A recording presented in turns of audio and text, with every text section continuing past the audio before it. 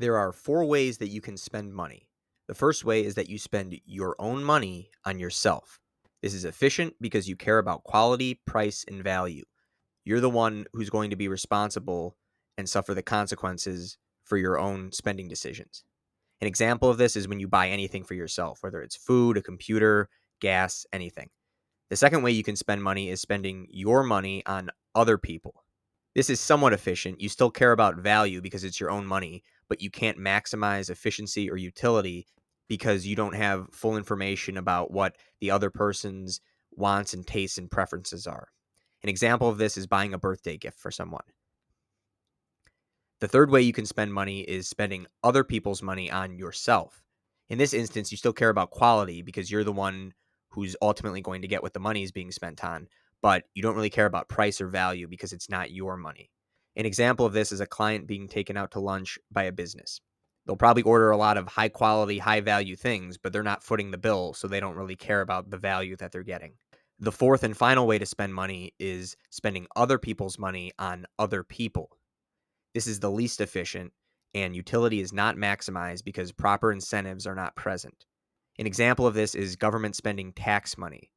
This should be very concerning because when government spends money, it's the least efficient way to spend money, and you're not getting bang for your buck.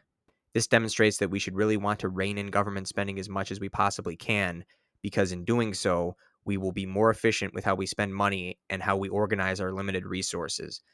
And this is to say nothing of the fact that when government spends money, they have to pay thousands of bureaucrats and government agencies to deal with the logistics.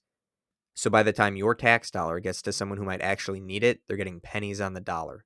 A good way to modify this fourth aspect of spending that would make it a little bit more efficient would be, instead of giving money to taxes, you would give money to private charity.